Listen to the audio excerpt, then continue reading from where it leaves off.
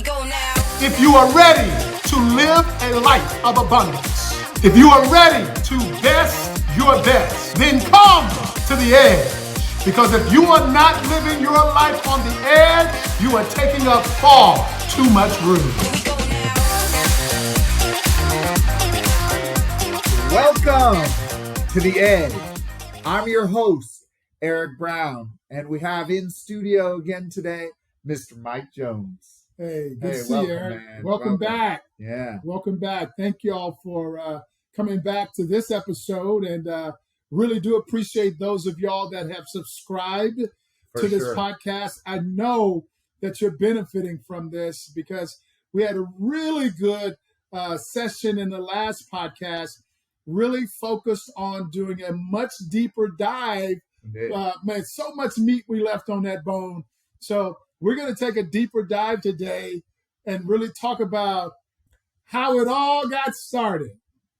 Yeah, for sure. And I know for me and for the listeners, just with some of the questions that they were asked, I mean, when you go back to that point of cognition, to the point you're 4 years old and then 18 years old, all of those things that you're taught, I mean, how does that reflect to make you who you are today? Yeah. And the way we got to be who we are today, how it all started was we talked last week about from the point of cognition, about 4 to 6 months old until you were 4 years old, over 45% of your BS have been created. Yes, your BS.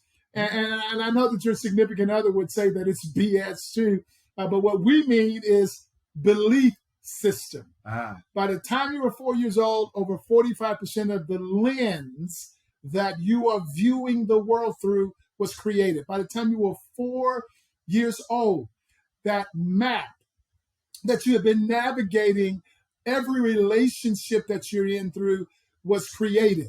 So now you have been making assessments of everything that is going on in your life based upon the stuff that is stored in your subconscious. So let's talk about how it all started and why it is important for you to be aware that in your subconscious lies your truth.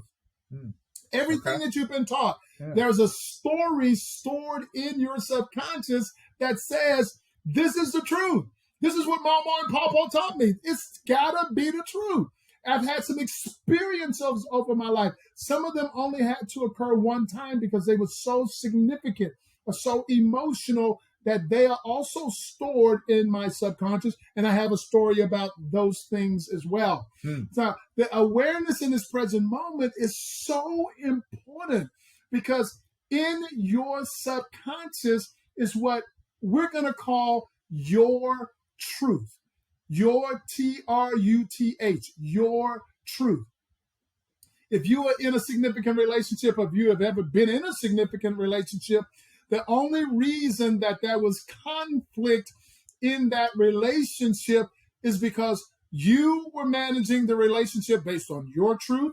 They were managing the relationship based on their truth, which means that that was right fighting, RIGHT, right fighting to defend what I believe the truth is, and they were defending what they believed the truth was, which means that it was necessary for me to make you wrong for me to be right. And we're going to talk about this in future podcasts, but it is not necessary for you to make somebody else wrong for you to be right. They have a right to their BS, and you have a right to your BS. But in order for us to get in a relationship and to minimize the conflict, we've got to understand that my truth is not necessarily the truth. His or her truth is not necessarily the truth. My truth is my truth, and you have a truth as well. So think about some of the things that you were taught over and over and over again that you believe are true from your mom and your dad. Some of y'all that are in relationships, and Eric, I've seen this happen so much in significant relationships where there was an argument about how to put the toilet paper on the toilet paper roll. Some people were taught that it rolls up. Some people were taught that it rolls down. And there is conflict in the relationship because you don't put the toilet paper on the toilet paper roll correctly. Got it. So what do you suggest then to work through some of that BS and right fighting to really take the relationship to the next level? Well, when we talk about how it all started, there's just got to be a higher level of awareness about the things that are stored in your subconscious. Now, for me, I can remember growing up in a single parent home where I spent a lot of time at my grandmother's house. There was a room in my grandmother's house that had furniture in it that the kids were not allowed in that room. In fact, the furniture still had plastic on it, bro. Oh, wow. I mean, there was a china cabinet that had all of the fine china in the china cabinet. The china didn't come out of the china cabinet unless there were guests that came over to the house. Okay. So that is what I was taught. But then when I became an adult, I asked myself, why? And as soon as I asked the question, why, do this and see if it happens for you, I heard the story being told by my grandmother. So you will observe that when you question some of the BS that you have, the person that taught you that, you will literally hear their voice telling you the story in answer to the why.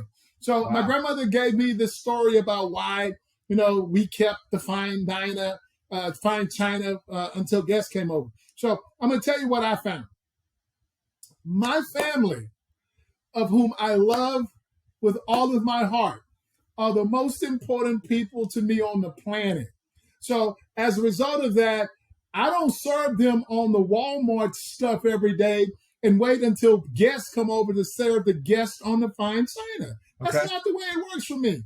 Because when I asked the question why, I didn't like the answer. So what do you do? So I serve my family on the fine china every day. And when you come over and visit, and you're certainly welcome to come over and visit, I just want you to know you're going to get served on the Walmart stuff. So that's the opposite of what your grandma taught you. Absolutely. So for me, I want you to examine all of your stories, your BS, and I want you to recognize that there are very few facts in this world. However, there are a tremendous amount of interpretations and perceptions. The unfortunate part about how we manage our relationships as it relates to how it all started is we manage our relationships by treating our interpretation of the facts as if they are the facts. So I know many of you grew up down south like I did. And I went to church all the time, y'all. And what they said in the church services is that the truth will set you free. In the context of this conversation, the truths that lie in your stories, the truth that lie in your subconscious, the truth that lies in your habits is not going to set you free. It is imprisoning you to limitations, to a single perspective of the world, to believing that your interpretation of the facts are the facts, that is imprisoning you because it has created a predictable future. You're on this well-worn path. You're doing these things this way because it's comfortable. You've done it this way over and over and over again, and it's worked for you. But I'm telling you that you are going to have to take the risk to get out of that comfort zone if you want to grow. If you risk nothing in the context of this conversation, you are risking everything. So in order to create a better version of you, in order to become a better husband or wife, in order to become a better partner or friend, in order to become a better mom or better dad, you are going to have to get out of that comfort zone and recognize that if you want the things that you are looking at to change, you're going to have to change the way that you're looking at them. As soon as you change that perspective, you are now increasing your map. You have now taken the time to see a different perspective. You've increased your periphery. You can see more now than you could see before, and you can come to the realization that absence of your truth is freedom. Oh, baby, that was some smoking hot shit. I got to say that again. Wait a minute. Absence of your truth, the truth that is stored in your subconscious, is absolute freedom, because now you are free to grow. You are free to absolutely increase your capacity. You are free to love more. You are free to be more flexible. You are free to absolutely create a better version of yourself. You know, Mike, it sounds just like smoking hot content. And I mean, you're dropping it, but how? I mean, how are you able to take those steps to get there? Well, see, first of all, Eric, in the context of this conversation, I hope y'all can hear me, because this is some really smoking hot shit and it's important. In the context of this conversation, when we're talking about creating a better version of ourselves, we never, I said never, Eric Brown, never ask the question, how? Because how is always going to create a historical future. So if I want to now develop my future based on the past, I'm going to ask how. How says that it already exists. Got it. How says that I've experienced it before, I read about it, or somebody else told me about it.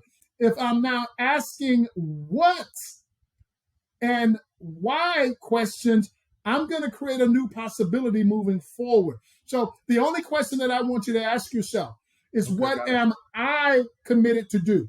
I hope you heard me now. I didn't say they or them, but what am I committed to do to create a better version of myself as a husband, as a wife, as a friend, as a mom, as a dad? What am I committed to do?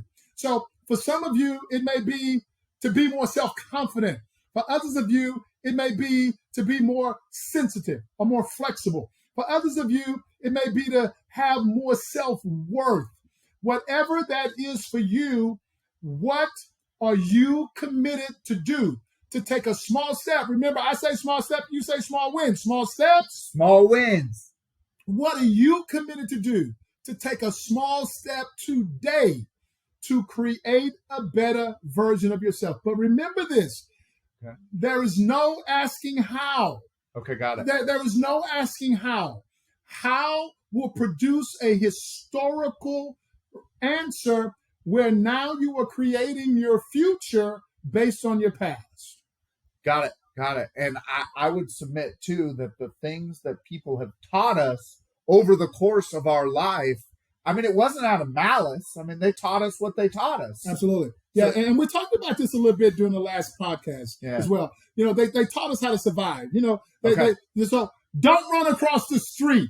They didn't teach you to not run across the street out of malice. However, they said it because they wanted you to survive. But they have taught you the things, and as you have observed these people dealing with conflict, that's how you learn how to deal with conflict.